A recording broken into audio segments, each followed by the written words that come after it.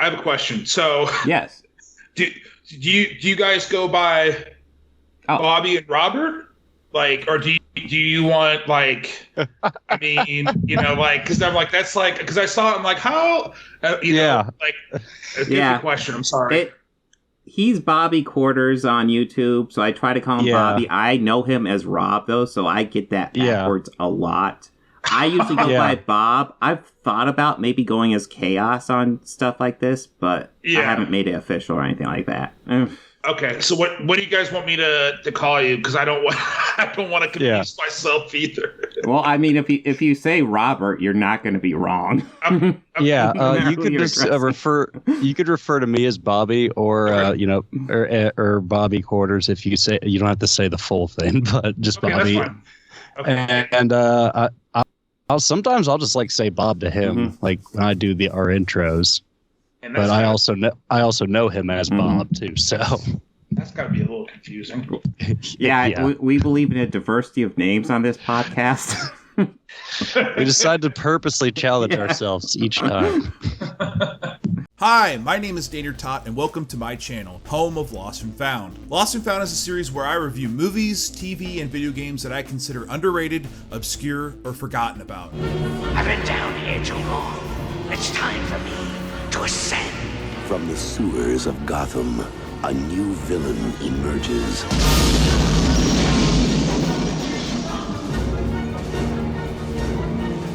You didn't invite me, so I crashed! Look, I can help. We need you to stay here, Ads. If something happens to us, you're the only hope. The fuck am I? This Organized Chaos podcast is brought to you by JEMS Art Studio. JEMS Art Studio is an online store that allows access to prints that you can use for most anything, obviously as just a picture, or as a wallpaper, or as a bookmark, or anything you can think of. You can find JEMS Art Studio at etsy.com/shop/JEMS Art Studio. This podcast is also brought to you by listeners like you. Thank you.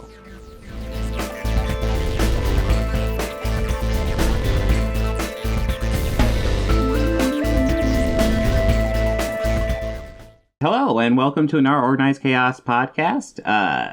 I'm here, Bob, of course. We got Bobby here, and joining us is Nate. How you doing? How you guys doing? I'm doing great. Sorry, I didn't want to cut you off. Oh, you're good. Thanks so much for having me, guys. I'm excited to be here. Yeah, excited to have you. Excellent. Yes. We're happy to have you here. I'm doing excellent, man. Glad that you're doing well as well. Well, we got some stuff to talk about. We're gonna go ahead and talk to Nate here. He has a channel called Nader Tot, which is awesome. He does movie stuff, kind of very similar to my stuff, but obviously his own opinions, and he has different takes, and his takes are pretty awesome. But that's not all. Nader Tot's also going to join us and talk about Batman Returns. And actually, are you joining us for Peacemaker, or do you want to drop out for Peacemaker? I can sit around for Peacemaker. I know a little bit. I'm not I haven't watched it, but I do know a decent amount. The internet doesn't hide any secrets anymore. I feel like I feel like I've watched the show without even seeing the show. So, well, I will go ahead and tell you. If you've seen the opening, pretty much seen the show. Yeah. I will tell you. You like just seeing the stuff. It's not the same as watching a show. The show was really good. Of course. Yeah. It is worth watching. Just spoiler on final opinions.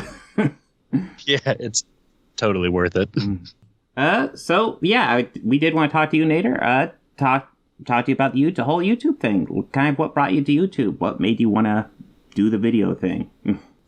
Yeah, it really originally started out as I just wanted to get into writing.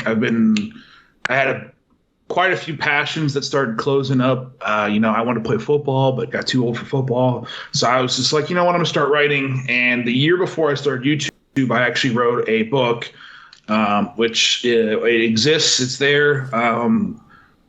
50-something people have read it. It never went anywhere, and it really broke my heart. And so I was kind of like, you know what?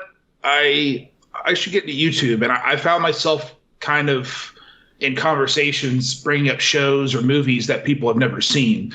And I was like, why don't I get on YouTube? And then I was like, well, I don't know, because everybody's kind of talking about TV shows. But then I realized people are only talking about Game of Thrones or, those big things, those big shows that had, 20 million viewers or whatever. So I thought, you know what, I'll start talking about shows like Chuck or Burn Notice or Psych or smaller movies. And it was kind of as funny as it is kind of an instant gratification. Whereas a book, my book, it took me 3 months to write. And then I had about 40 people told me to basically go to hell. So it kind of broke my heart a little bit. And so I was like, YouTube, well, the longest I've spent on a video to date is probably like a week and a half. And you kind of get a more instant gratification. But yeah, so that's kind of where I started with YouTube. Yeah. Yeah, I definitely know firsthand about the negative opinions and stuff like that. Yeah, it can get a little rough. Although I am starting to get the sense that, if you're getting a reaction, it's better than no reaction. Yeah, I agree. Yeah, especially on YouTube. There obviously is a bad opinion, but not anymore. Because especially YouTube, it kind of rewards those hot takes.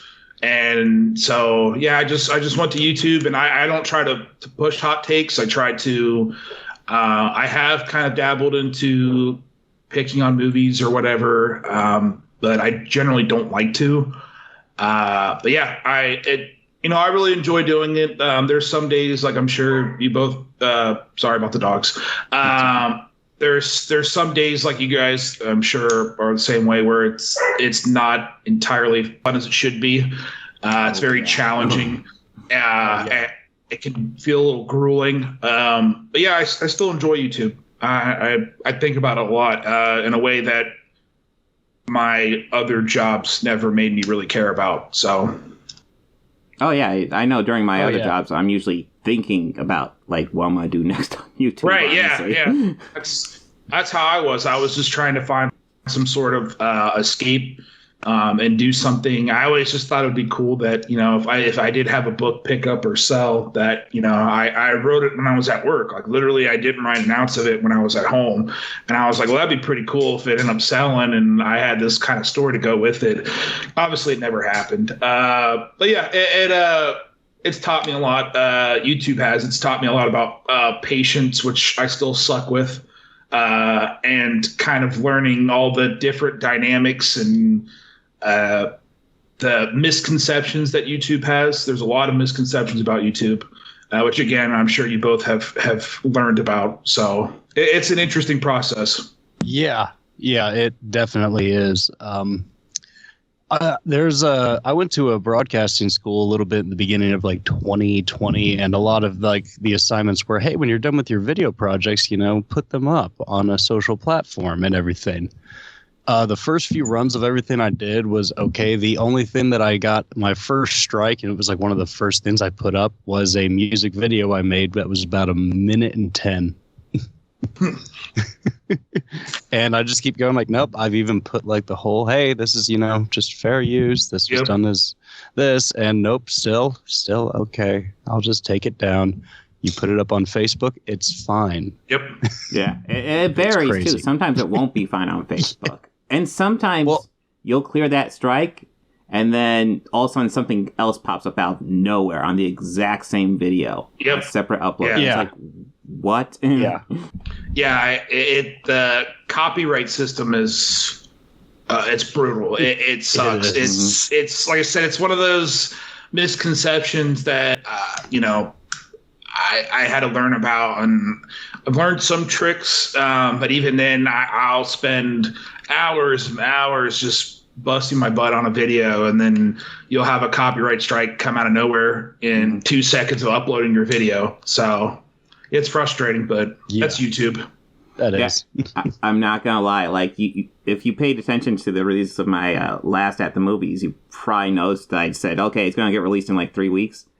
It's because I was sick of editing it, and I was just like, we're gonna wait out these copyright strikes. Yep. It'll be good. Just got weighed out. Yeah, and I'm so I get so giddy and nervous when I release videos that I sometimes can't wait. I just like I want to release it.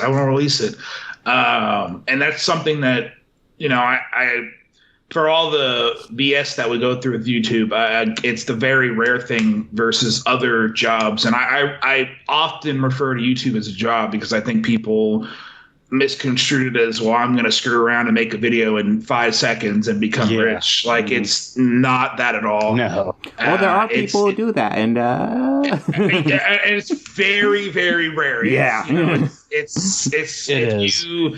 there's times where I even do it with my wife. We'll be watching YouTube or I'll see a video or whatever, and I'm like, this person made this video in 10 minutes and it has 15 million views. I just can't imagine it. Whereas our videos take so much time to construct and write and edit and go through all the copyright and make a stupid thumbnail that people will click on, and you got to sit there and find a title, and it's ridiculous. Definitely. Yeah. A couple things I love about YouTube is obviously pretty much anybody can upload on there unless you're doing some crazy shit. Yeah, of course. And I do like that the copyright system have ways to fight it, at least, because actually my first video I uploaded like years and years ago, probably like 2007, I want to say, like when I got a copyright strike, I just couldn't do shit about it. I gave up fairly early for years after that. That being said, the copyright system, it is it assumes guilt before what's the term? It assumes guilt instead of assuming innocence, essentially. Which is super frustrating. I agree. Yeah. It does give the power to all the big corporations, as always. It definitely does. It gives them a benefit of the doubt before us. Yes, for sure. Well, we brought it up a couple times. Have you had major issues with the copyright system? A few times. A few times they've snagged some of and there's a few times when I first uploaded where I have, but it always seems to get me when a video is taking off, and that always is very like, that's you didn't like it when it had 2,000 views, but now when it's got 50,000 views, you like it. Stuff like that always makes me wonder. I've like that. I did a Cats review a long time ago when I was trying to kick off my my Found and Buried series, where I was basically picking on bad movies and finding them and burying them, if you will. And it to this date is the longest I've ever spent. I probably spent 70, 80 hours editing it. It was just way too freaking long, and it had so many copyright strikes on it, and I think to this day it maybe has like 3,000 or 4,000 views, and it was like a 2-hour movie, and it took me probably a day and a half to watch. It was just so painful to watch. And then like editing a movie, you don't ever just watch it once. You're basically watching it over and over and over. So by the end of it, I was just like, I can't stand Cats. And it was just, they kept, trailer, this, and this clip you can't use this clip. So I was just shrinking everything and horizontally flipping it and adding a small blur and putting copy like text over it. I'm like, this is so crazy. But there's definitely creators that have been hit a lot worse. It's not fun at all, and the whole waiting a month process sucks ass. So even longer if they decide to take it down. That's very true. I've been fortunate they haven't done that yet.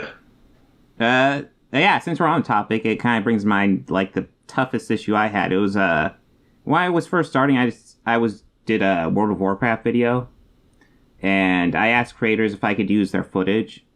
Last time I remember going to ask creators if I could use their footage, because it was just essentially I'm using their footage and talking over it.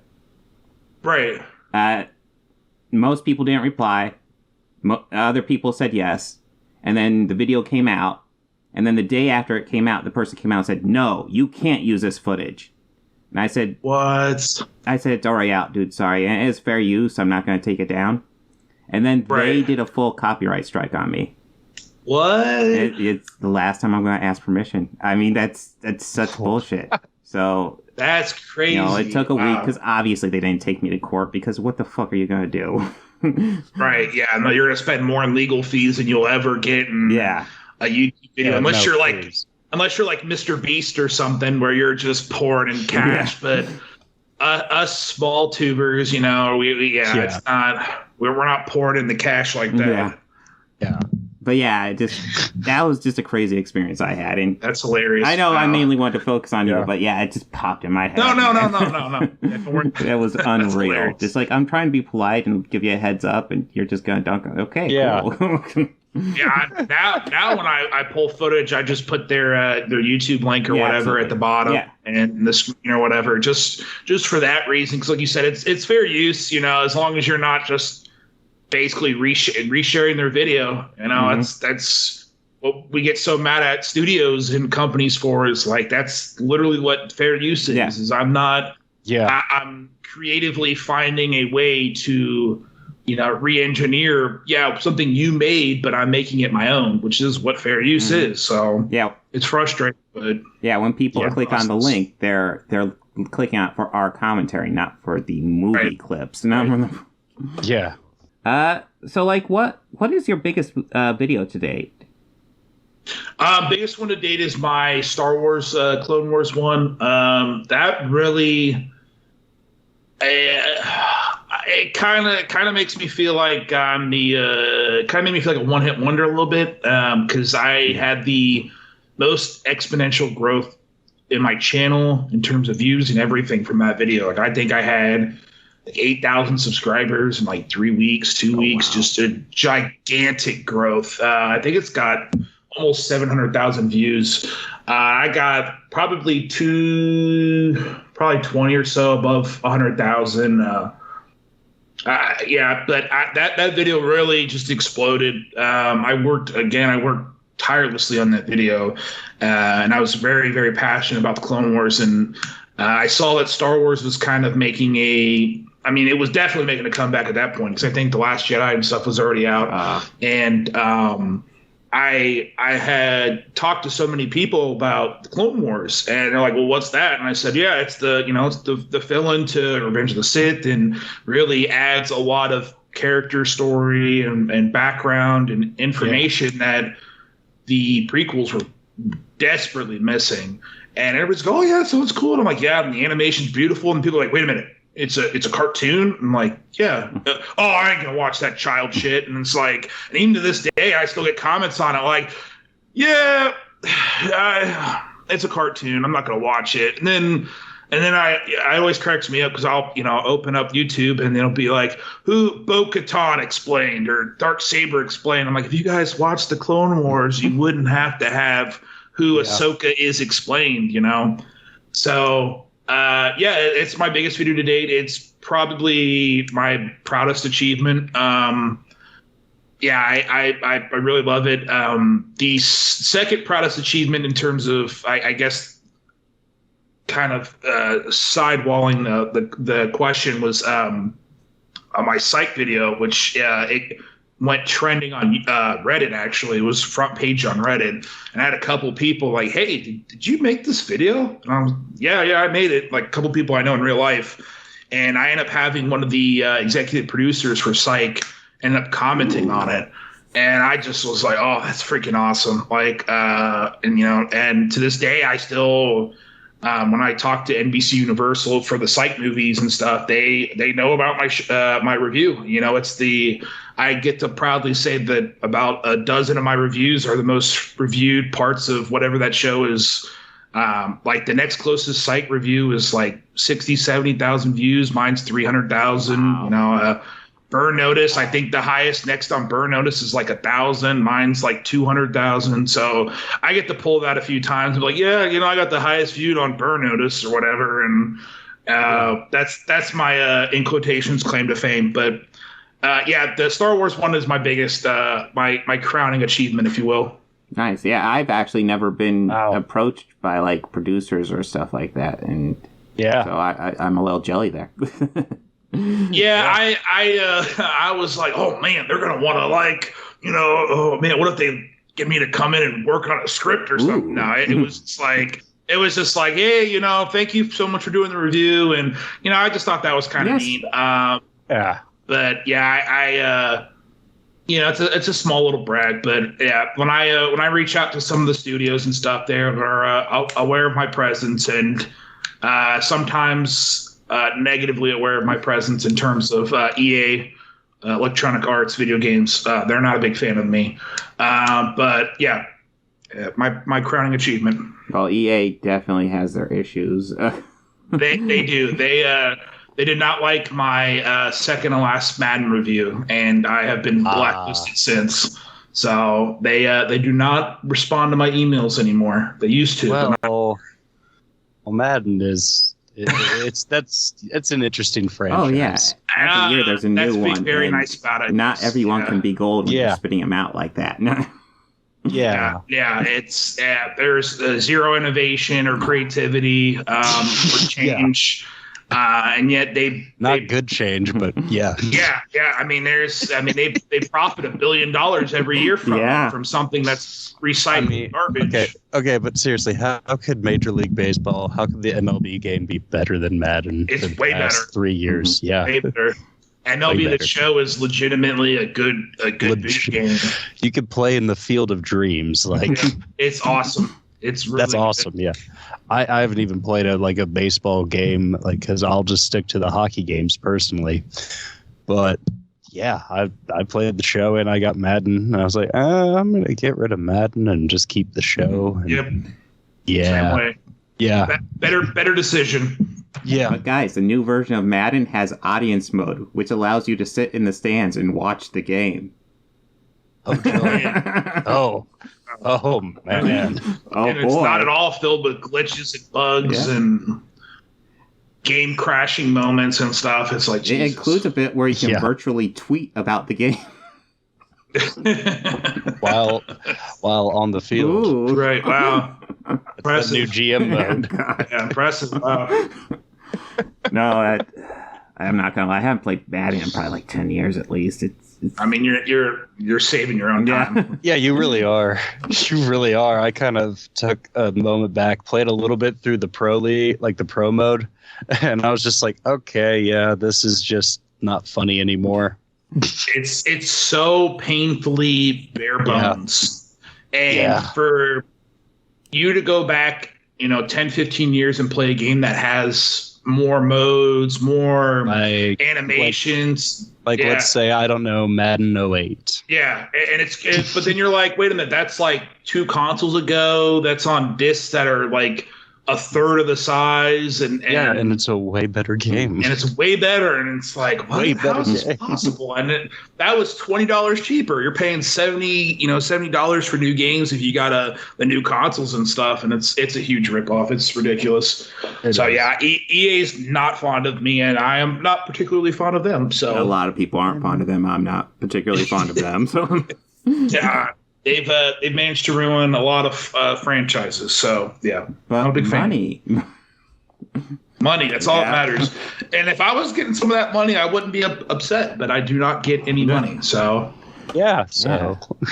rolling in the YouTube bucks. All right, let me tell you about it. Oh boy, you brought up a couple of the series. You brought up Chuck. I know you brought up Burn Notice and Psych. Yep. Series I have varying knowledge of. I've seen all of Chuck, actually. That's the one I'm most familiar with. That was literally the first review I did. So when I started Lost and Found, not to break up your question, but when I first started the channel and I was like, I'm going to do Lost and Found, that shows that were underappreciated. Maybe they got canceled. Maybe they didn't have the viewership. Maybe they were critically panned but became cult whatever phenomenons, and literally the first one I had was Chuck. I had Burn Notice, Psych, White Collar, and so I was like, I'm gonna go through and do those. And Chuck was the very first review I did, and now I go back and watch it, and I'm like, oh Jesus Christ, this is rough. Yeah. And I guess that shows growth in a way. I'm not really sure. But yeah, that was the very first review I did, was Chuck, and it kind of started the channel, and now I'm trying to, kind of get back to that early momentum I had. Yeah, for sure. I will tell you, I think the cringiest videos on the internet are my early videos. Oh my God. And that's good, I think. I mean, to an extent, I guess it depends on what your content is that you're doing, if it's something really bad. But yeah, I they always say if you go back on your video and you're like, this is not good, that's usually some sort of growth. So I guess you should be proud of your growth from your channel now. Yeah, for sure. Where I was going to with my other question is there any series you wanted to talk about that you've not had a chance to talk about? Anything? Man, too many. Jeez, I'm gonna brick wall myself because I'm just kind of overwhelmed with things. So I mean, in the pipeline I have is like a show like Suits. Man, my brain. Show like Human Target, which was on Fox. It went like 4 seasons, which was about I don't know if you guys seen Human Target. It's actually about a comic book character. It's a DC character. And then something like The Unit, which was on CBS, that was canceled. I'm watching right now that's been highly asked about, which is Person of Interest. I'm watching that right now. I think I've seen that actually. Yeah, I've been very impressed with that so far. It's a good one. Yeah, and there's certain Batman things I kind of want to talk about, like Batman animated series, which is not lost and found by any means. It's critically acclaimed, and it's literally created the Batman we all know, or at least added to the Batman we all know. But yeah, there's probably a dozen shows, like something like Whose Line I've been wanting to talk about, which I'm actually working on right now. But yeah, I always found that I kind of, especially with Burnout of Psych, Person of Interest, White Collar, that I find myself attracted to these kind of broken heroes trying to make amends. I don't know why I find those so relatable, but those are a lot of my shows are kind of that way, where you have the hero that has the shadowy background that's trying to become a good guy again. That for some reason I'm really appealed to those. I don't really know why, but any show like that, more than likely, I'm probably going to do. So, yeah. I think I'm a bit simpler. What drew me to Burn Notice, I haven't even watched it all, but all that drew me to it was Bruce Campbell. I'm not going to lie. That's me too. It's like, Bruce Campbell? I'll check that out. Yeah, he's incredible in that show. And whenever I talk about it, he's literally, top two or three things I bring up is he's the ultimate sidekick, best friend that you've always wanted. Yeah. Ultimate horror hero. He is. Yeah, and that's another show that's been brought up a lot to me is his Evil Dead series. Oh, yeah, that was actually, especially the first season was excellent. And I've heard that. I'm not a big horror guy. I don't like horror. It was a whole they had a great run. It was just unfortunate on why they had to cancel it. And it was just because a lot of fans didn't want to pay for a Starz subscription. Wow. So they just pirated it. And jeez. Yeah. Straight up piracy. That's why that show is no longer on the air. I actually wait for it to come on Netflix. Yeah.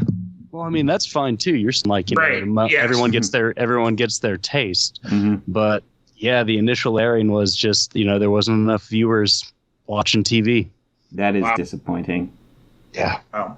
Yeah. Yeah. There's a few movies and stuff I want to talk about too, but I found that a lot of my TV shows do much, much, much better. Like, I think of my top 10 most viewed videos, all 10 are TV shows. Wow. Obviously, that's the opposite of where I'm at. yeah. It's that's again another thing about YouTube that people don't really understand is what's called niching down, is sticking to basically what your audience really likes in that particular mold. And whenever I try to kind of break away to something that interests me, YouTube does not like it. No. So if I try to talk about a shitty movie, i.e. Lamageddon, which I just talked about, bombed horribly. It was the worst video I've done on my YouTube channel. I worked so hard on it.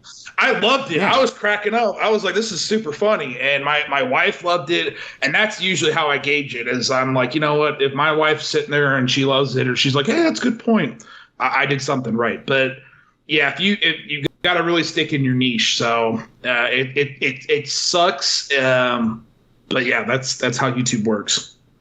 That is definitely for sure. Oh, you know what? You brought up you have a book. I don't think you said the title of that book. Yeah. In case anybody wants to look up the title of that book, he has like. Well, it doesn't exist in any format that you could find it. No, but it's. I mean, I can. This would be the first time I've ever talked about it to anybody. So it was a kind of a young adult. I was trying to get a young adult, but it really wasn't. It's called Followed from Night, and basically it was a. I don't know. You guys probably know what I'm talking about, but there's a famous picture from Revolutionary War when George Washington and the Continental Army are crossing the Delaware River. Yeah. And for some reason, when I was looking at that picture, I always just thought it'd be really cool if he was crossing the Delaware River and a freaking spaceship just crashed him. And I don't know why. I don't know. I just was like, so I told the story from a young man who was in the boat, who was just a soldier, and who basically gets stuck between a fight with the British Army and a unknown alien warrior thing from outer space. And I really loved it. I wrote the hell out of it. It was too much for young adult, but not enough for adult. I really loved it. Won't ever see the light of day. I definitely know that now. But yeah, if the painful thing about books, like I told you, the difference between YouTube is I spent 3 months writing the book, about 3,000 words a day, and it's a file that is so small that my computer doesn't even recognize it. And so it's kind of funny, like, when you make a YouTube video, it's, a gig and a half, whatever, it's big. Mm-hmm. Whereas my book is like this, like 90 megabyte file, 100 megabyte file. It's so tiny. And I'm like, man, that sucks. But yeah, it's very hard. I've learned a lot of things from then. I thought maybe if I ever got bigger on YouTube that I could maybe self-publish something and go back. And obviously I need to go back and retool some things. I haven't touched it in a year and a half, 2 years. Yeah. But yeah, it was action adventure with some sci-fi elements, and yeah, I don't know. It was kind of goofy. I just was like, what if this freaking giant ass spaceship just crashed in front of George Washington? And I was like, I don't know why I thought that was so cool, but I did. So yeah. Yeah, that does sound cool. Like, I'm just envisioning that artwork you're talking about, except for like a UFO crashing in the background or something. Yeah, that sounds cool. Yeah. I just was like, how helpless would people with freaking muskets be against something that was basically like a super predator? And I was like, the entire time I was like, I'm trying to rewrite it so I'm not basically copying the Predator 300 years earlier or whatever. I would pay for a Predator prequel like that. I'm not gonna lie. Right? Yeah, and maybe maybe Predator Revolutionary. Yeah, maybe that would be a cool way to pitch it. And the end of the book was 80 years, or not 80 years. It was like 30, 40 years in the future. And when they defeated the alien, they used the technology as we often do, and it advanced everything. So there, people were driving in basically super Model Ts and like 1830s and shit, and they already had like projector screens. And I kind of wanted to have that like Fallout look, which was the way I described it.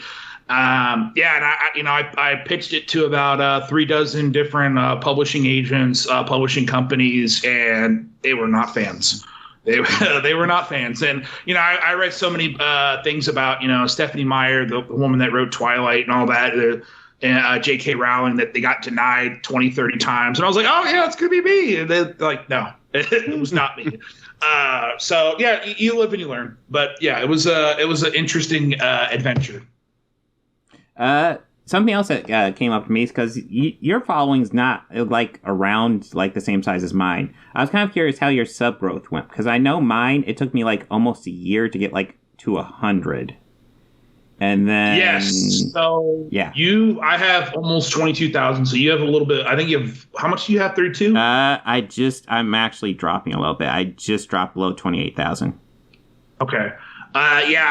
So it took me a month to hit 100. Then 2-3 months to hit 1,000. So yeah, I created my account in I want to say it was April of 19 was when my first video went in. So I've only been doing it 3 years. And I don't know what my plan is for YouTube. But yeah, the sub growth, when I had that giant explosion, I was like, maybe this is something I could do full time. And right now I've kind of relegated it to a hobby to worry about my health and to take care of myself.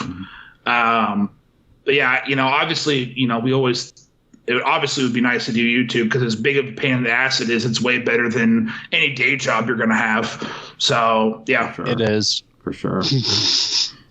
Well, your growth is definitely bigger than mine. So I just want to ask that you remember us when you're blown up huge. I will not blow up huge, but thank you. All right. Let's see. Are we ready for Batman Returns? Yeah. Batman Returns. So, like, you just shared this with me on Bobby on Facebook, that apparently they just posted the poster for this somewhere in New York, I think. No, this was the opening weekend or weeks leading up to the release of it in '92, I believe. Oh, I thought they reposted what the post it. said. Okay. No, I don't think they did. Oh, okay. I thought I got confused. I thought they reposted because a lot of those cars do look rather 1992-ish. I didn't think about that. But, yeah, it is the 30th anniversary now. And oh, wow. It is. This is the last appearance of Keaton's Batman before the Flash movie that later this year, too. Yep. Yeah. Yeah, this is... I'll go ahead and sum up my views before we go into, like, the nitty-gritties. But this is a movie where there's parts that I love and parts that I really dislike are in it. It is kind of all over the place for me. I'm the exact same way. Yeah, there's like that fine nostalgia factor with it. Yeah. Because, I mean, I grew up with waiting for this to come out and watching it, being such a fan of the original.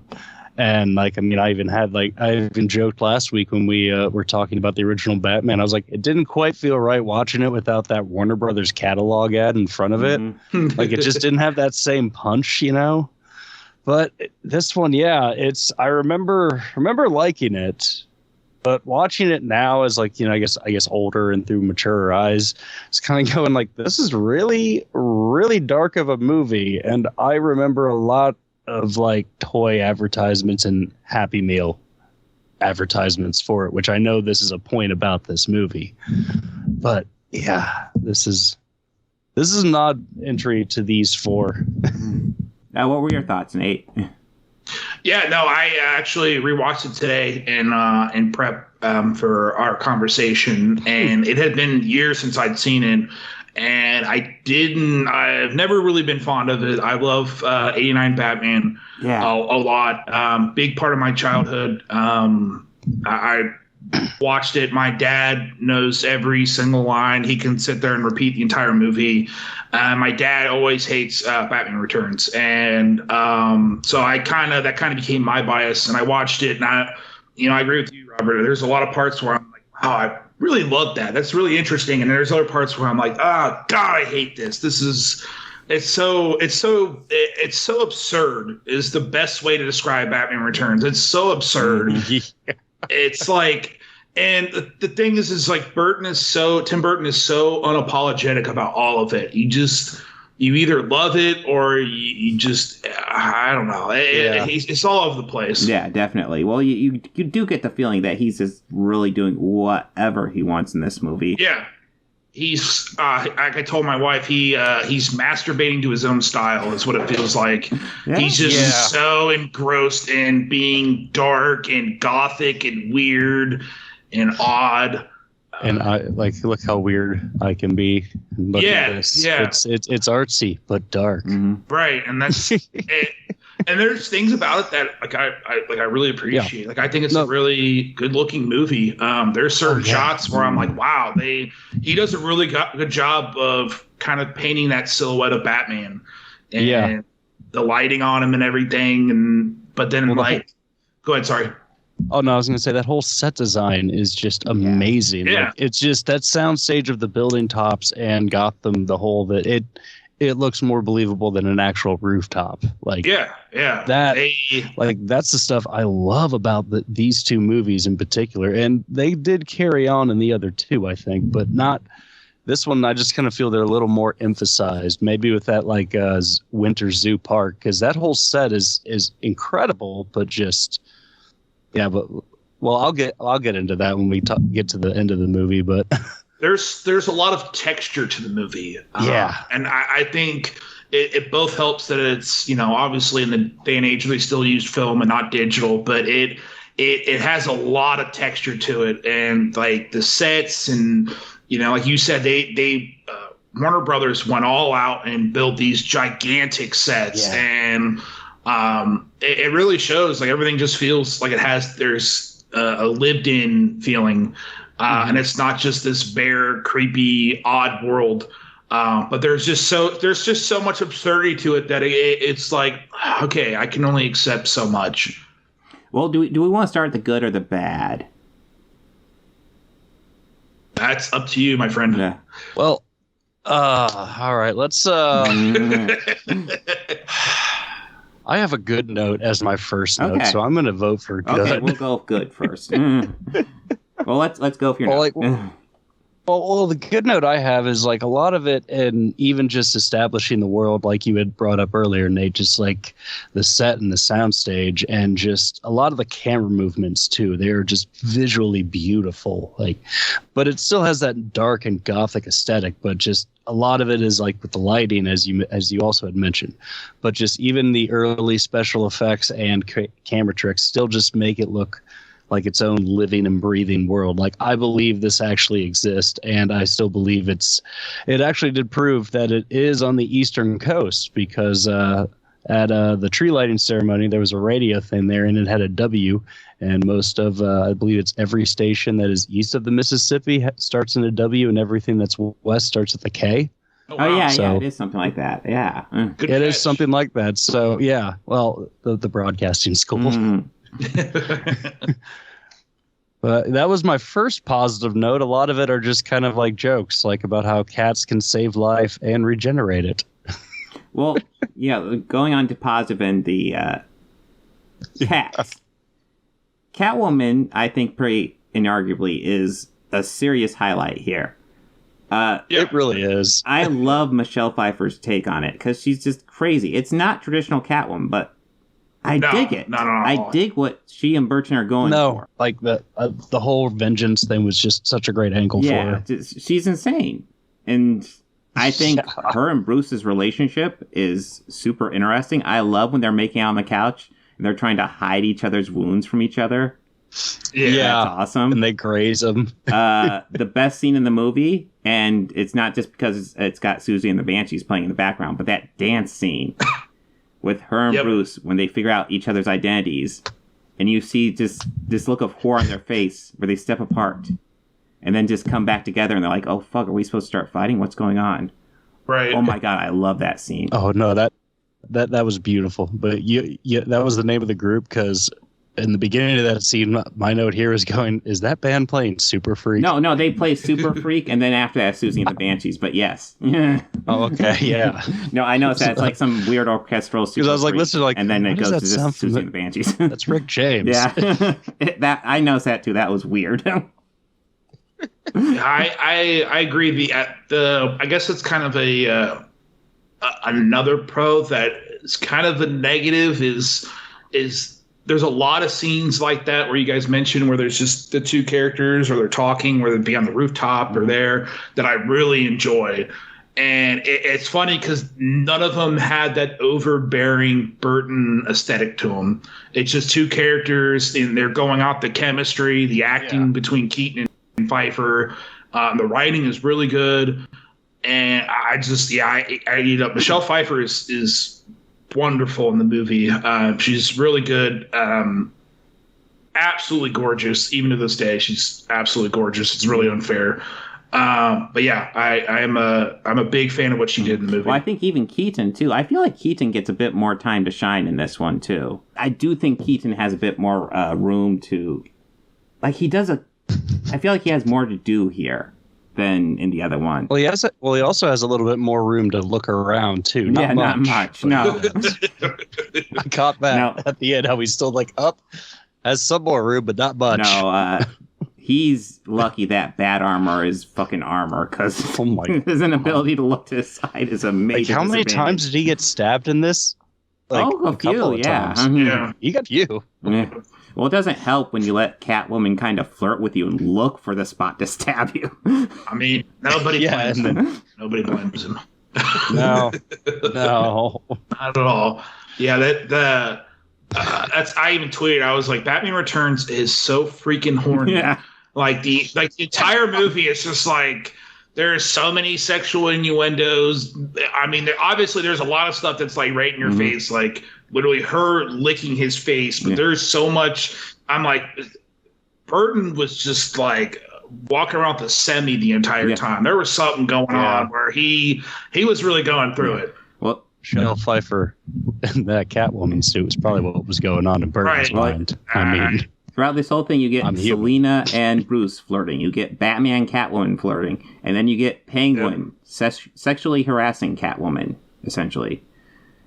Yeah, there was that scene right before, too, when the women come up and they're, like, trying to be his groupies. And he's like, how about a button? And he's sitting there, like, groping the chick's chest. And I'm like, oh, my God. And he's just like, hold on, a little bit more. And he's, like, breathing all heavy. And I'm like, oh, my goodness. Yeah, he kind of had this wheeziness throughout all of it. Even after that, it's just kind of like, oh, God, Danny, you're being so extra. No, well, it's one of those things where I think Danny DeVito's a great actor.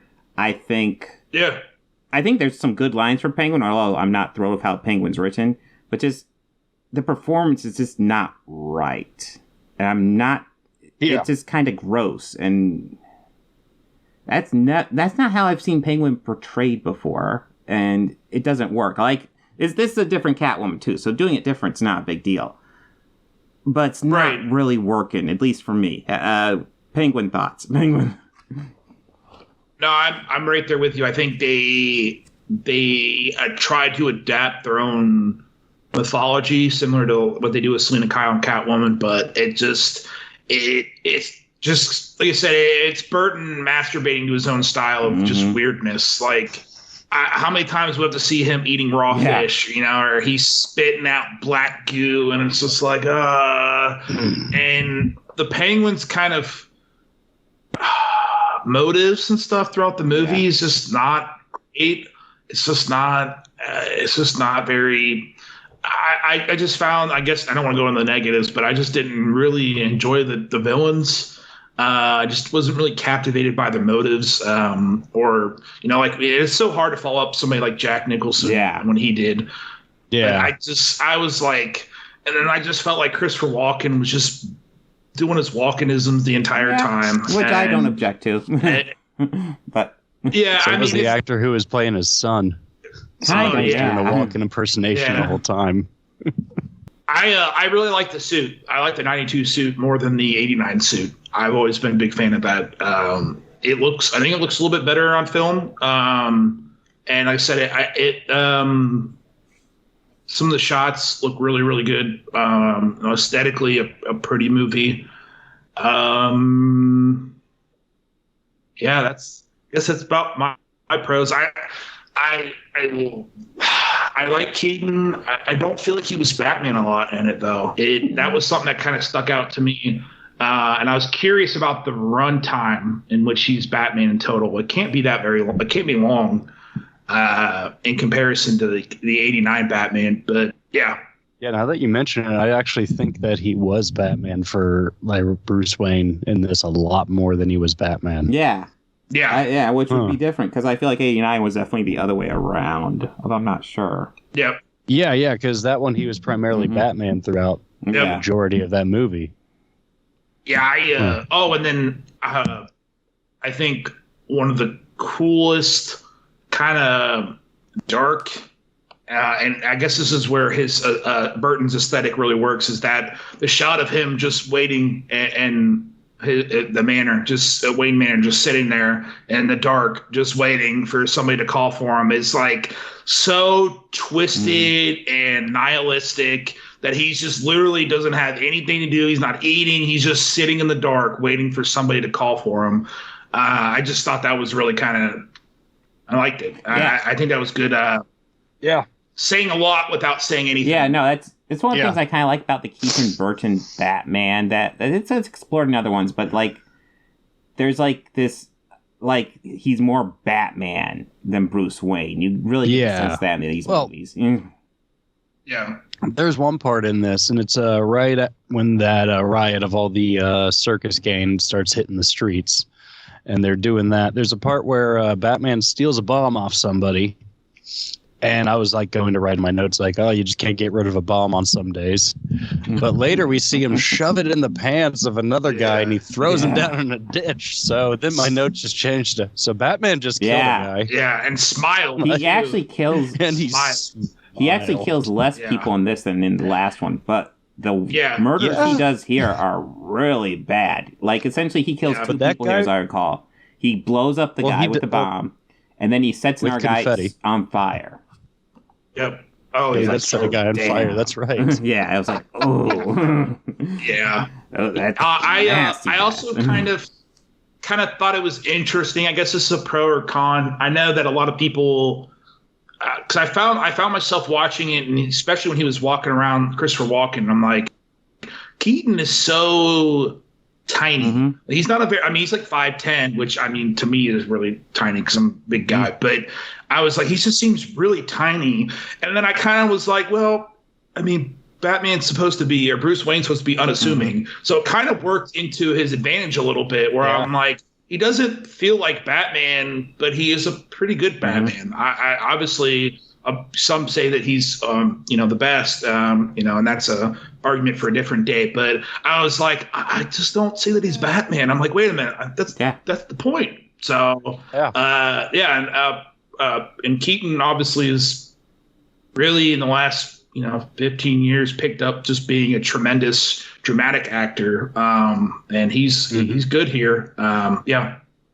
Actually, we brought that up last week, how he, like, the Bruce Wayne is like, he's unassuming, and it kind of works really well. It's the bat suit that really kind of transforms him. And like, I largely agree with everything you guys have said. I think the sets are amazing. I think the Tim Burton look of Gotham, best looking Gotham on film, period. Absolutely. Yeah, I would only say, like, I think I prefer the 89 suit to this suit. That being said, this suit's great. Yeah. I think functionally it doesn't work, but, like, just visually looking at it, oh my god, it looks great. It was more about the look on film and creating that silhouette rather than practicality. Oh, yeah. Burton's all about and that. I think his Burton, the one thing Burton did better than all the other directors, and even my beloved Christopher Nolan, was the continuity between Gothams.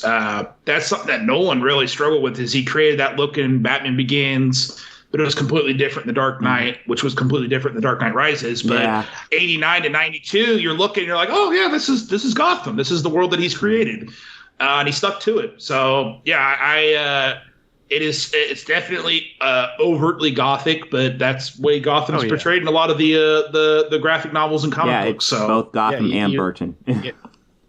It's like the early comics definitely, I would say, picked Batman in that darker, like, gothic aesthetic to the city and everything. But like, that's always what I thought. That's always what I felt made the great contrast between, like, Batman and Gotham to Superman and Metropolis. Right. where I would always associate, like, we got into this last week. Yeah. with how, like, I've always associated Metropolis with Los Angeles. And it being like that, and Gotham being more like, Chicago. Or maybe Manhattan, but Chicago more. Right. Or maybe Philadelphia, but not quite New York City. Yeah. But we did get into that last week. But yeah, it's nebulous what is, but yeah, there's arguments for it. And it is, yes. Yeah. There is arguments, I always thought that was interesting. Yeah, definitely a Chicago, I always felt. But yeah, arguments for New York can also be made. It's definitely, condensed urban area. Yeah. Well, that's why I said, like, maybe Philly. Maybe Philadelphia. Because, like, the docks and, Philly's docks, but Chicago also has docks.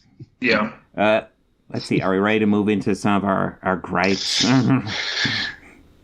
Yeah. I'll go ahead and say my biggest one is Penguin. He doesn't really work. I do not understand the merit at all.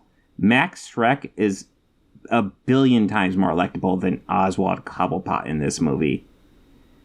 And if this was like the animated series Penguin, I might get it, because that was like more of a regal Penguin. But they reinvented him into this like disgusting dude who's eating fish and grabbing women's tits and just getting horny all the time. This is not electable.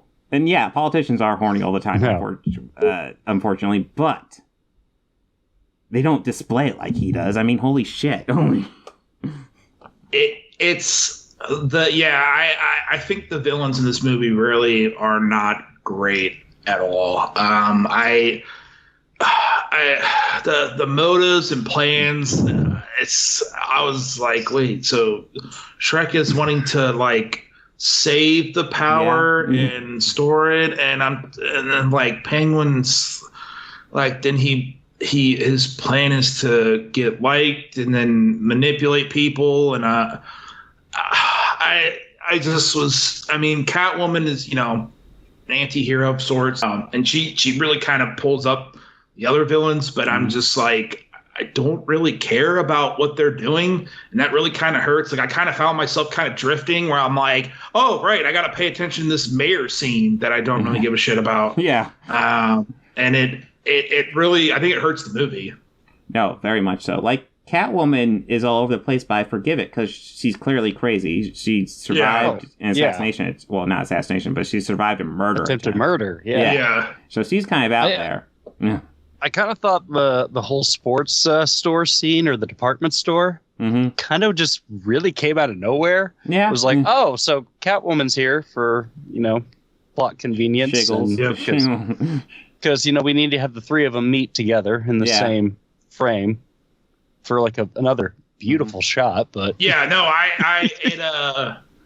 about to say, seeing them all together, I especially when you see Catwoman and Batman, I got those those panel vibes where I'm like, oh, this is, kind of made me smile, where I'm like, oh yeah.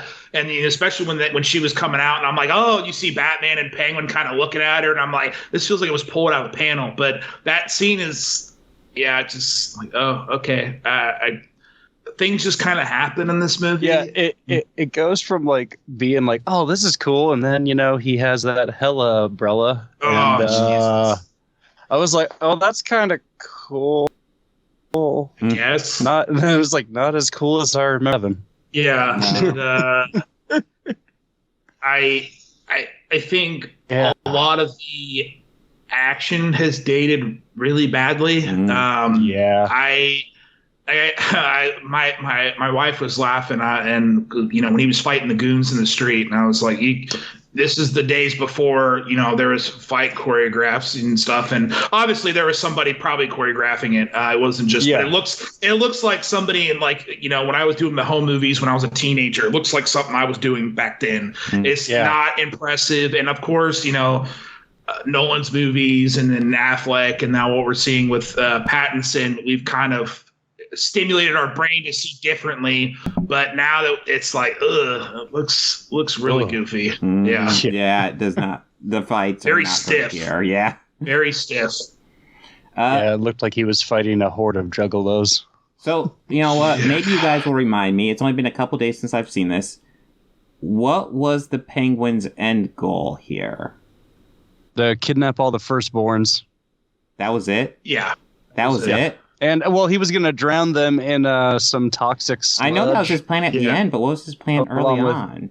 I mean, he talked about finding his parents. That was Shrek's plan, though. He kind of just took that on. I think his original intent was just to, like, find his parents.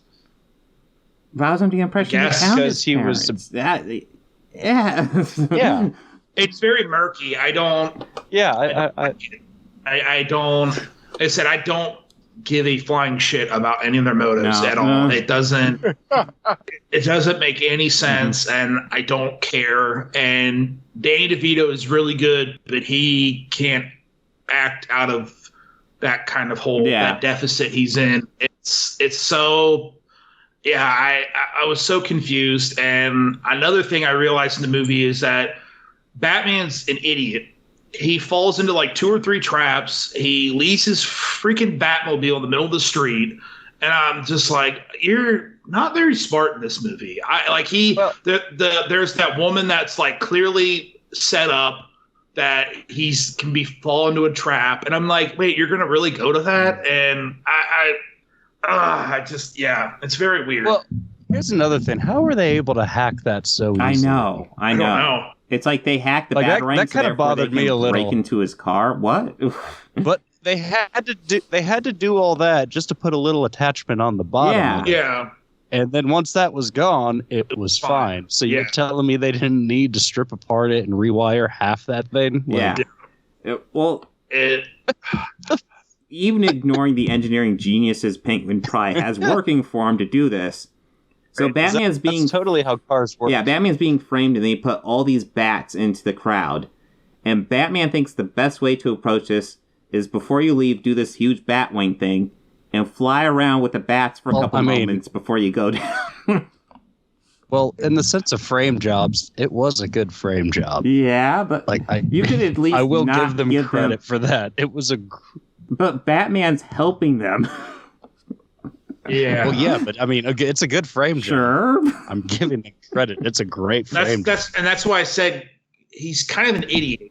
He falls into the trap, and then he leaves his Batmobile. Then he falls into the other trap, and then I don't know. It's like they were trying to come up with conflict, and they couldn't find a way to cohesively get these characters to conflict with each other. And it just doesn't work. It's not interesting at all. And then they kind of try to save it by, I kind of like it that the Penguin and Catwoman and Batman are monsters, but really the ultimate monster is the evil white businessman. I'm like, okay. But they don't really do that well either. My biggest gripe with the movie it's just the whole plot and the motives of the villains just don't really make any sense, and I don't care. And they even set up a solid conflict between Bruce and Max. Not Batman, but Bruce and Max. They have a solid conflict. Yeah. But it only lasts one fucking scene, and then it's done. Well, another positive thing I wanted to bring up to this is Danny Elfman. Yeah. The music's great. Yeah. Danny. It's always good. Yeah. Yeah, the first score was great, and this one's great as well. Huh? Yeah, a tone setter. And even Penguin's music is really good. I really like it. It's really very haunting. Very haunting, very creepy. And he's really good at setting up Batman. And it really, when you got the music and him walking around, it's like, oh, that's awesome.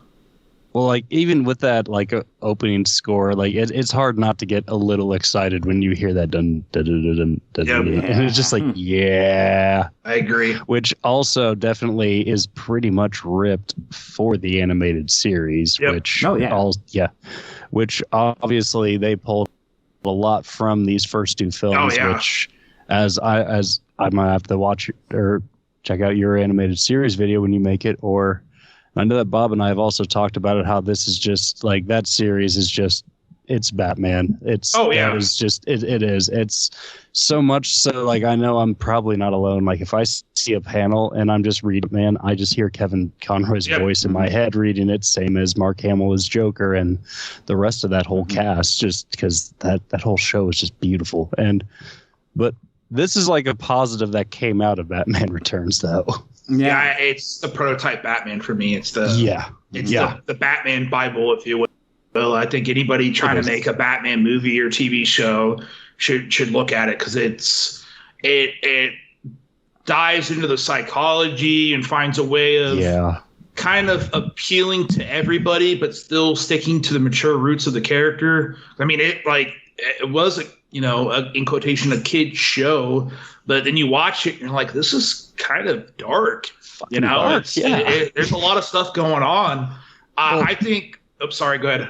I was going to say, the first time that I noticed like how dark that series was, like rewatching it as an adult, was like an episode with Clayface where Bruce is pleading with him, like, here, let me try and help you. Like, together we could find a way to make you better. He's like, no, I'm all I have now, and that's all I'll ever have. And it's just, Jesus. Like, and little kids are like, Mommy, what does that mean? Yeah, he's going to live on his own. One of my biggest gripes in the movie, which has become obviously remedied in later movies, is Gordon and Alfred are just lamps and scenes. They have no meaning, no value. They don't. I think Gordon's in literally one scene. Alfred is very much the old Alfred, not the father figure that we know him to be. I actually feel like he had a less of a role in this one than he did 89. I could be wrong. Maybe he has his moments in both, but it's very underplayed. And Gordon could literally be anybody. Anybody. It's definitely the day and age before Gordon and Batman had that very interesting relationship, and then obviously making Alfred into some sort of father figure. It's just basically non-existent. It's just weird. I don't like it. It always drives me nuts because I feel like he's so pivotal to his story, and both of them, and neither really have any sort of anything. Yeah, that's for sure. Gordon in particular. I think literally one scene. Yeah. I'm sure it's in the beginning. Yeah. He's talking to Batman. He's talking to Batman. He comes in or whatever, and he's like, "Shine the bat light" or whatever, or the bat signal, and you're just like, "Oh, that was it." And it's like, hey, Gordon. And not only that, I believe these are the only two actors in this entire series that reprise their role throughout the whole thing. I think that news reporter lady. I didn't see her. Yep. Yeah, like that one. She was in. I definitely remember her in Batman and Robin. I don't remember if she was. I think she was in Batman Forever too. She was. If I remember right. She was in Batman Forever. Okay. I just don't think that she was in. I don't think that she's. I can't remember if she's in 89 or not, but she's in. She walks across the screen right before the mayor's child gets stolen. Okay. Yep. And but she's the one. You'll know who I'm talking about. I'm trying to think of. She has a way of talking in her speech patterns, like very poshy. Oh God. Yeah, it feels like old, like 30s, 40s posh when they used to do like the interviews and like TV radios. It's so wonderful to have you here. Okay, I know who you're talking about. Okay. That one. Okay. Yes, I was thinking about it, and I was like, "Oh well, I know those two are in like all four." And I was like, "Wait a minute, what about that one lady? The one that I just like." I remember as a kid when I first watched Batman and Robin, being so mad that she was in this movie again. Yeah, it's funny because I think even Joel Schumacher kind of picked up on, which obviously the many gripes that he had in his movies, but I think he kind of picked up on that with Alfred, that they weren't using Alfred a lot because he had a lot more of the father figure role in Batman Forever and Batman and Robin. Definitely Batman and Robin. Yeah, it felt a lot different. Oh yeah, that one definitely. Any final thoughts on Batman Returns? It kind of reminds me. and feel free to agree, disagree. I have a love-hate with it in the way that I do with Raimi's Spider-Man 3. Yeah. But there's a lot of things where I'm like, I really love this. And then I'm like, God, I hate this. This doesn't make any sense. I'm like, that's awesome. Yeah. And I'm like, no, that's stupid. What are they doing? Yeah. I feel the same way. You change it. Yeah. There's like so many villains, which Raimi has issue with in that Spider-Man 3, which, based on what we learned, is not entirely his fault. But it's like if they kind of constructed the plot better, it would work a lot better than it did, and it just doesn't. Yeah, I haven't thought about that comparison. But yeah, this and Spider-Man 3 are probably two movies I'd probably rank very similarly, and for many of the same issues. I mean, although the relationship here is better than Spider-Man 3, I'll give it that. Yeah. Yeah. I mean, well, Tim did threaten to walk just like Sam did, didn't he? Yep. Yeah.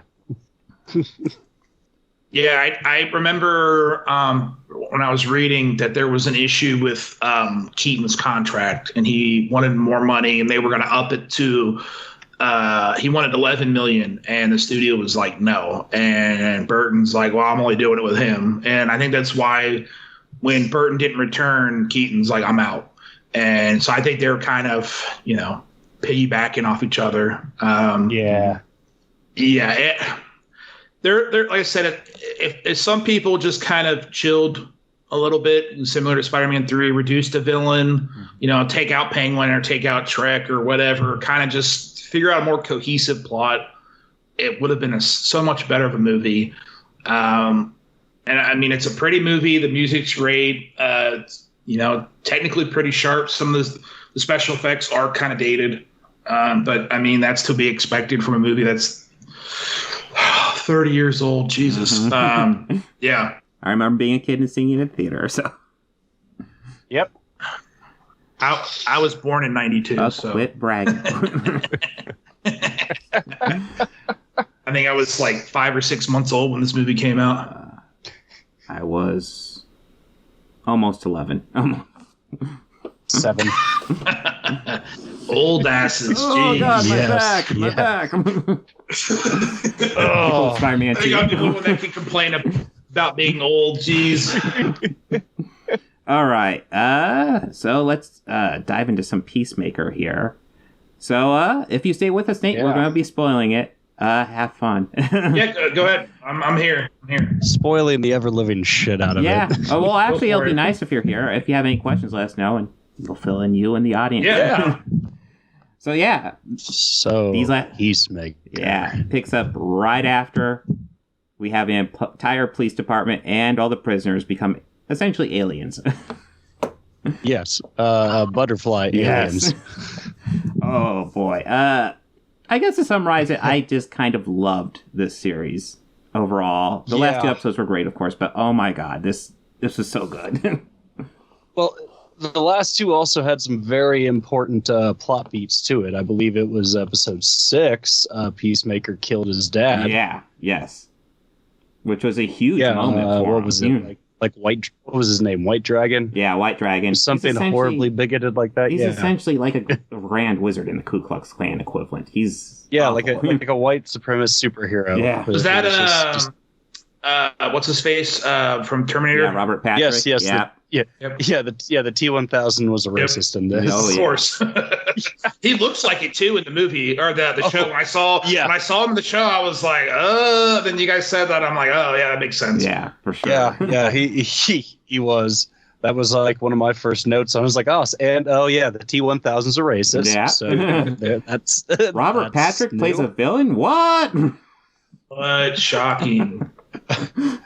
I mean, he's a good actor for playing a villain, and I mean, he's made his bank off of that. But I also kind of enjoy watching him play the other side of that coin, like his small little arc on The Sopranos, where he played a guy at the end of his rope who owed, like Tony in the Game, so much money, where he was just a mess the whole time, just like worrying and just a wreck the whole time. It was just kind of interesting to see him like that, as opposed to how we're all probably used to seeing him as, like, a Billy Badass or something. Cold, emotionless killing machine.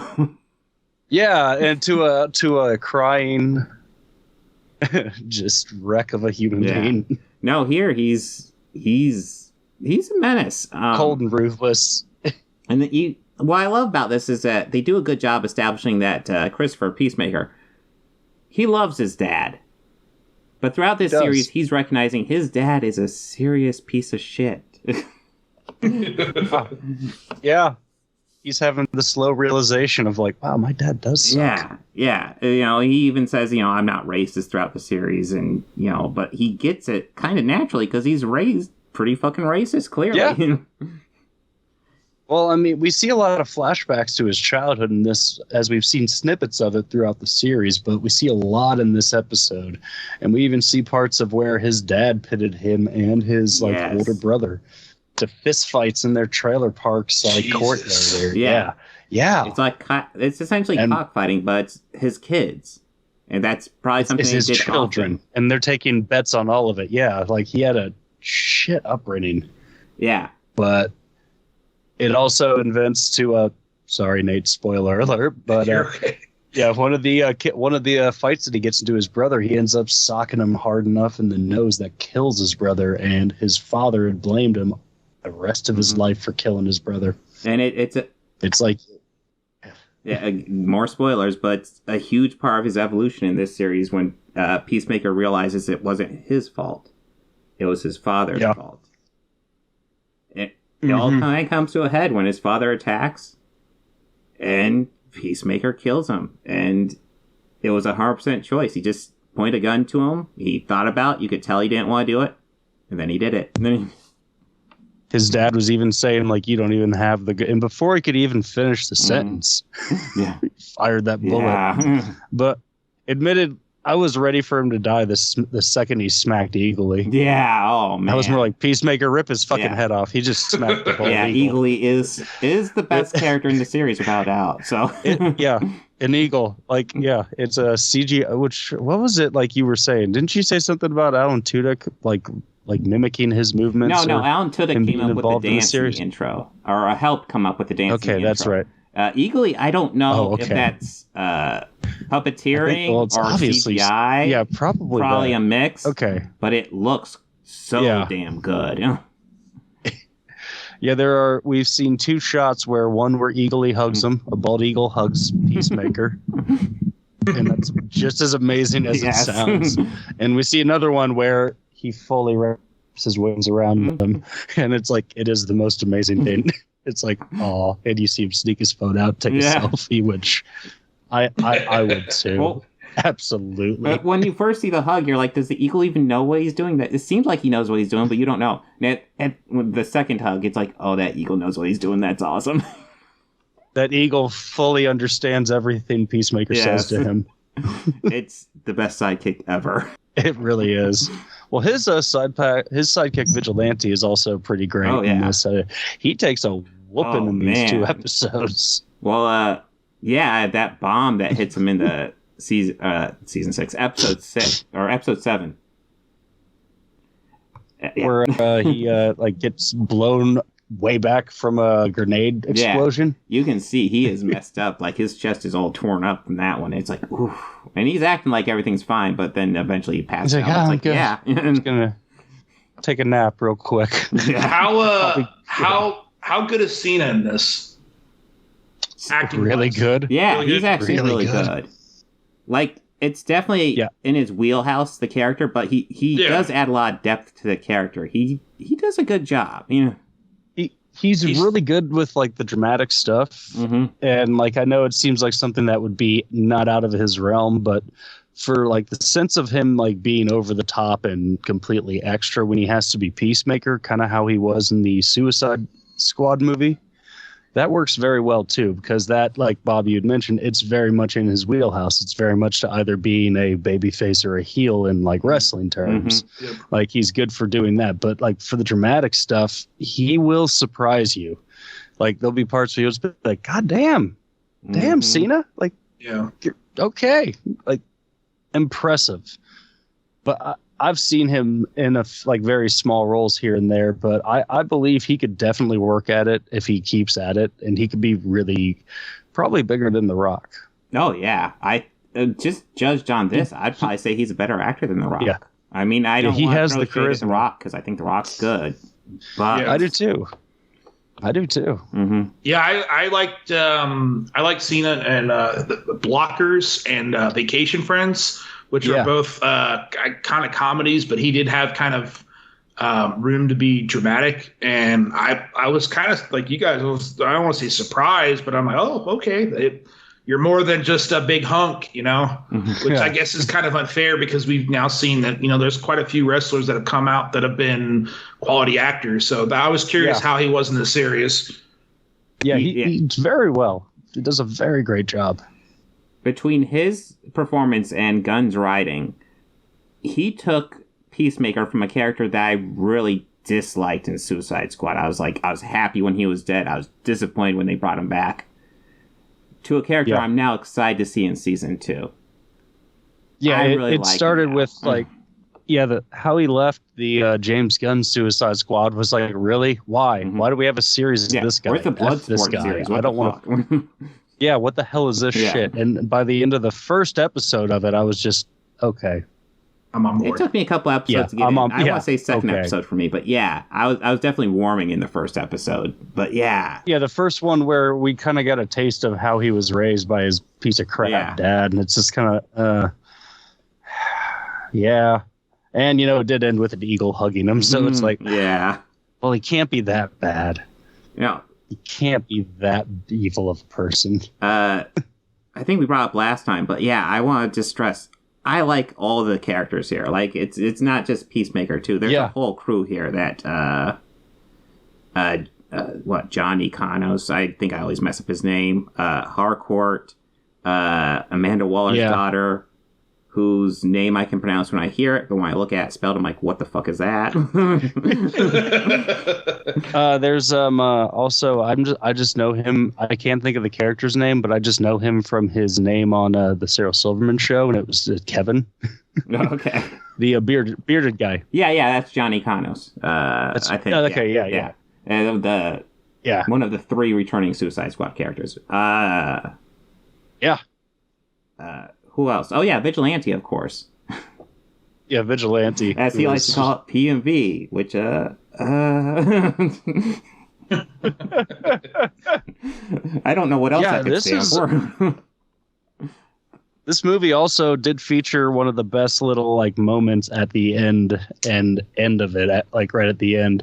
You see them walking away from where these aliens were, because what these aliens were wanting to do was teleport their giant space cow that gives them honey so that these butterfly people can live. They were teleporting it somewhere so that they could be safe. But at the end, the good guys triumph over a pretty awesome battle. Yeah. Oh, man. I was starting to wonder how many of them would survive it. Because it was starting to look like a lot of them were getting taken out. Yeah. But you see them all walking away, carrying their wounded with them.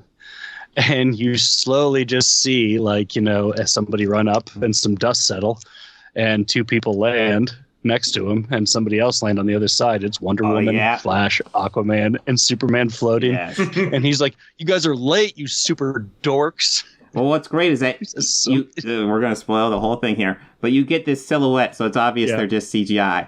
And they walk by, and they walk by Aquaman, and you see Aquaman turn, and there's Jason Momoa, and he says something about fucking fish, and Aquaman's like, I don't fuck fish or something. No, Ezra Miller, who's playing the Flash, he's standing there too, and he's like, why don't you just go fuck a fish? And he's just like, well, that is kind of a common known. He was like, you know what, fuck you, Flash. Yeah. No, it was great getting those 2 cameos. I when I just saw the silhouette, I was like, oh, that's kind of cool. But actually seeing at least 2 of the actors there, that was epic. Yeah. That was pretty fun. Now, one thing that's worth noting is on Instagram, all the actors started posting the pictures of themselves, the stunt doubles. There was definitely a Batman actor there, and it's not clear what's up with that. But I even looked at the photos, and they're in the same room as the Wonder Woman double and the Batman double. Huh. So it's clear that it was there, and so I'm not sure why they were cut. I don't know. It's a quick cameo.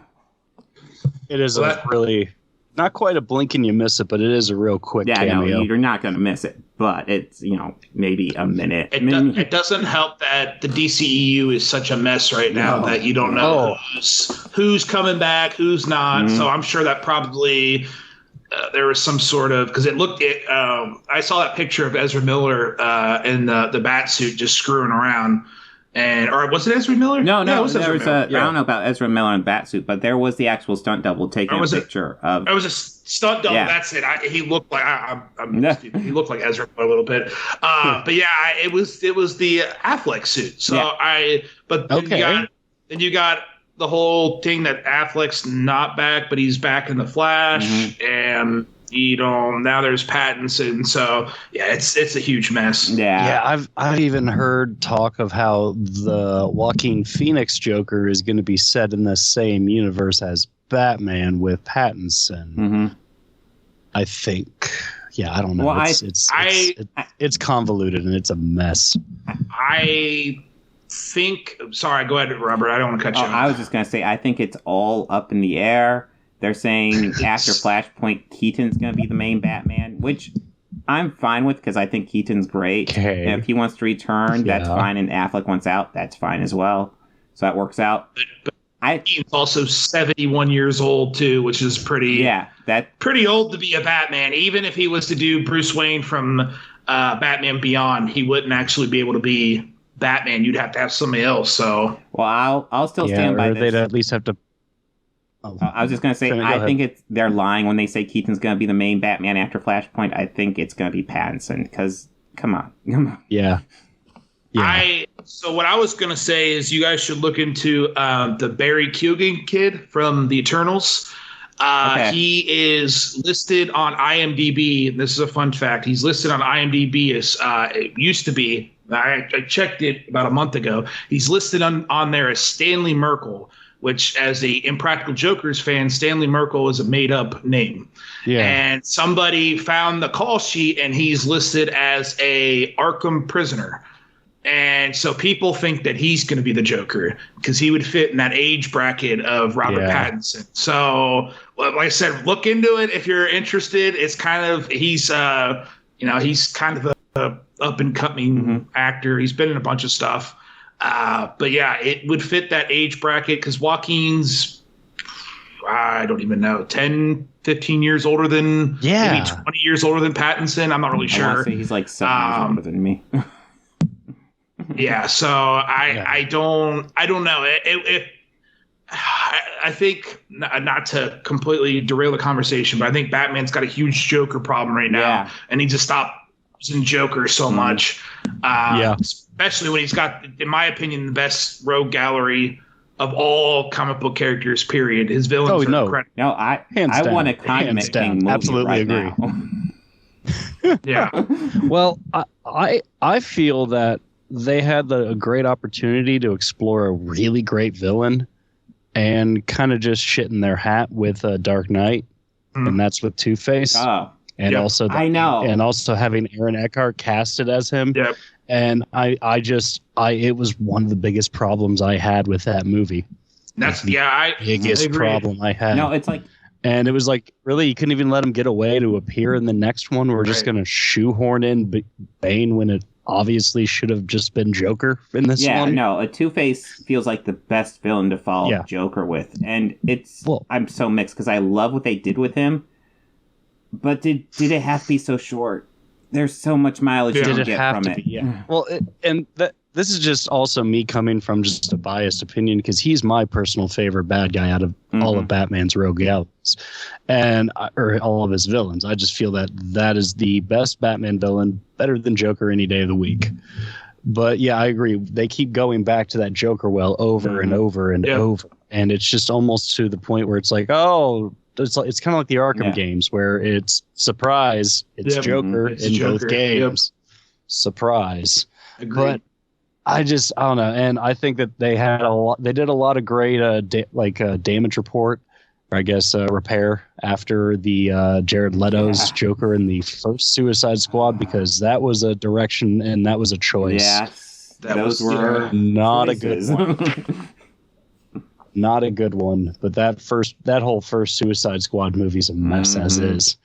But I feel that there's a lot of other ones, and Nate, you brought up a very good point earlier about how like the Batman animated series is the perfect building block for any Batman series.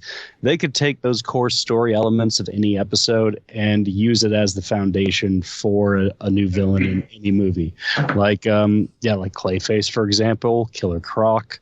There's a lot of that really haven't had that real big screen treatment. Well, I guess Croc has. But they haven't had that in the. I want a Mr. Freeze movie. That's what I want. Well, there is one. Shut up. They did borrow a lot from the animated series for that movie too, unfortunately. They did. Yeah. They did. It just was horribly. Yeah. Man. Yeah. It was a swing and a miss. It was a choice. No, but it was a there's choice. a reason why the animated series is brought up so much. It's not something I've thought about, but if you were to say the Batman animated series is the best comic book TV series ever made, I would say you'd have a very strong argument on your hands, because oh my god, I would say the only two that would probably compare, and this is my opinion, would be X-Men, the '97 X-Men animated series, and the Spider-Man. I do have issues with the Spider-Man one, though, but. Oh, I do too. I do too. But out of most of the other animated Spider-Man stuff, it's probably I'm not even the just best. talking about animated. I'm talking about all TV series. I think. Yeah. Okay. I mean. Well, the good thing is with like the Disney Plus is like I've dove into a lot of the other Marvel stuff. Like I didn't even know about the Iron Man series until I watched it. I've watched a few. It's all right. Yeah, my son's gone through Iron Man phases, and it's a thing. It's a choice. It's okay. Yeah. No, if I had to pick between that or X-Men, I'm going to watch X-Men. Yeah. Always, because that's, again, great storytelling. No, but yeah. That being said, great DC TV series. I guess we'll rein it back. Peacemaker is fantastic. This is, I'd say, it's a contender for one of the better comic book TV series for sure. Adaptations, What would you guys rate it? Out of 10, what would you guys rate it? Season 1? Probably a solid 9 for me. Yeah. 8 or 9. 9 out of 10, yeah. It's great. Like, I think we didn't get to the alien motivations, which were kind of interesting when we get to it, because we don't really know their motivations. And it turns out their motivation is they came to this planet and saw that we were doing to this planet what they did to their planet, and they decided to dedicate themselves to stopping us from destroying the planet. Yeah. And the choice Peacemaker makes is, if we're going to destroy the planet, it's our choice. And it makes it a little bit ambiguous. Well, did he do the right thing? I don't know, but the argument is, at least it's our call now. Yeah. Oh, and at the end of the series, we're also revealed that he is still going to be haunted by the spirit of his dad. Dad's still in episode 6. Wow.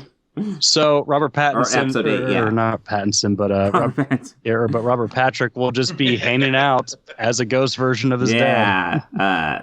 I envision something very similar to like the Cylon with Baltar and Battlestar Galactica, where they're just, it's just hanging out, fucking with him the whole time. Just, oh my god. Yep. Just. Or like Joker in Arkham City. Yeah. Oh, jeez, yeah. Hopefully not milk it as much. Yeah. I mean, I love a good Mark Hamill performance as the Joker as much as the next guy, but my god. I get it. No, Joker is definitely a character I need less They of. paid for Mark. They paid for Mark. They certainly got him. So who wants to talk about the Killing Joke movie?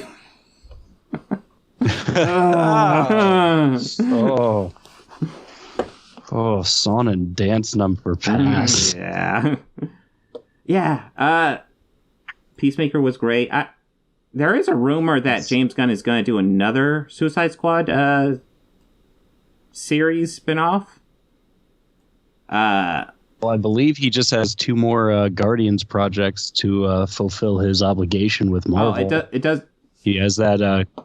He has Guardians 3, and I think he just has the Christmas special. Yes, that's it. Yeah, and that's it for his contract. Yeah, wow. Which I actually thought the Guardians Christmas special was this past year. No, but it wasn't. Nope, it's next year. Yeah, which is I'm disappointed to see him leave Marvel, but it seems like DC's gonna let him do whatever he wants. And if it's stuff like Peacemaker and Suicide Squad, I am all in. This is great. Yeah, stuff. because he saved that series with his film. Nate, have you seen it yet? Which series is this? Suicide Squad. Have you seen James Gunn's Suicide Squad? I have not. No, I am on a kind of a burnout from comic book movies. Mm-hmm. Okay. Nothing to do. And this is, I just never thought it would happen. Uh-oh. Sorry. Oh my God. No. they're mad. They're mad their dad doesn't watch comic book movies anymore. No, it's so hard to form attachments to them because they just keep getting remade. And I mean, like, I just never thought the day and age would come out where a Batman movie would come out. I'm just not excited to see it. I'm just not. And that's how I feel about Pattinson's Batman. But no, to answer your question, I have not seen it. I've seen clips of it. I've heard really good things from people, but I have not seen it. No. Oh, it's really good. I want to say it's the perfect mix between old James Gunn and current James Gunn. So you got the Guardians of the Galaxy style James Gunn mixed with the old Troma films James Gunn. Yeah. Yeah, it's awesome. Yeah, because I really liked I like Guardians, the first Guardians. I wasn't big on Guardians 2. Guardians 2. And then some of his some of his older stuff I kind of like.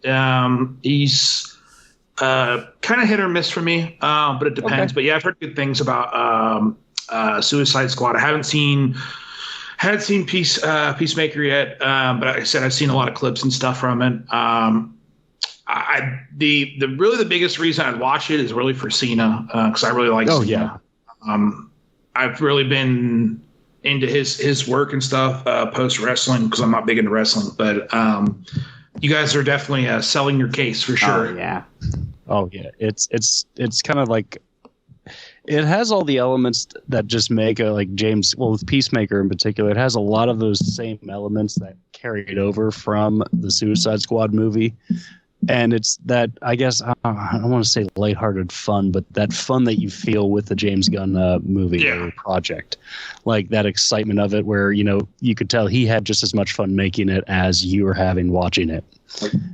And that, I don't know, for me, that joint excitement, whenever I get that feeling watching it, I kind of just will, really love it a lot more and want to learn more. But yeah, that Suicide Squad, his Suicide Squad movie definitely did a lot of work that the first one was severely lacking on. Yeah. Actually made a story that I mean, they introduced characters that are so unknown in the DC canon. It made you care about my God. It made you care about him. Like Weasel. Well, maybe not Weasel. Well, he had to put his brother in something. Well, even characters, returning characters like Rick Flag, I cared about him in this movie. Oh my God, I liked Rick Flag so much. I didn't give a shit about him in the last one. He was Action Man in the first one. Yeah. He actually gave a shit about him within the first few minutes. You're like, oh, cool, Rick's here. Yeah. Awesome. Wait, I didn't care about him before. Why do I care now? Oh, but he's awesome. Why do I suddenly care? Yeah. He's way better. He's better written. Somebody understands the character. No, but you also brought up comic book movie burnout, and that is actually something I've been experiencing. I think it's why I probably like Shang-Chi less than most people. That being said, for my channel, I'm keeping up with them, and there are still gems. There, Suicide Squad was one of them where I was just like, oh, this is so good. Because that really felt more like an action movie than a superhero movie. But with some crazy artistic choices, but more of an action movie.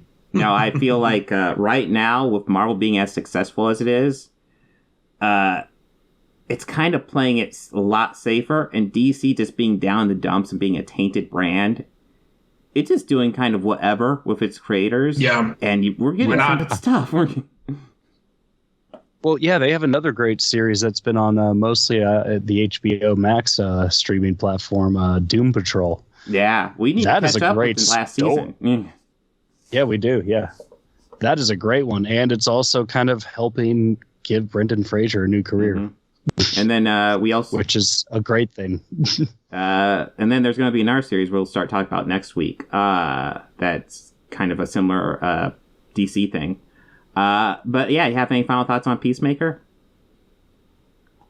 Excited for season 2. Yeah, me too. And I wasn't even excited for season 1, but I was like, okay, I'll give it a shot. And so good. yeah, I'm excited for it now. Yes. I'm ready. But yeah, so what next week we kind of got figured out. We're going to do Batman Forever. We're going to talk about the first 4 episodes of Superman and Lois, which is a series I've actually watched too. I talked about it on the podcast earlier when it was essentially a solo act. And yeah, I would like to get Bobby's thoughts on it and kind of revisit it because I've just finished the first season. It took me forever. I kind of really fucking liked it. It was really good. And then we're going to talk about the new Texas Chainsaw Massacre that just came out on Netflix, which I knew was coming. I didn't know it was coming on Netflix so quickly, though.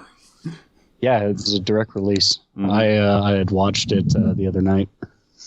Yeah, but Nate, anything you want to pitch before we close out? No, I just, obviously my YouTube channel, Nader Tot. You can find me on Twitter at _Nader Tot. Mm-hmm. And I just want to thank you guys for having me on. I had a lot of fun talking. I had a lot of fun having everything. Everything and anything. I hope I come back soon and bother you guys some more. No, sure. Yeah. Well, you're welcome anytime, man. Yeah, it was fun. Again, it's always fun to get alternate takes, too. It is. Yeah. But yeah, so I think we're good. So everybody have a good one. Take care.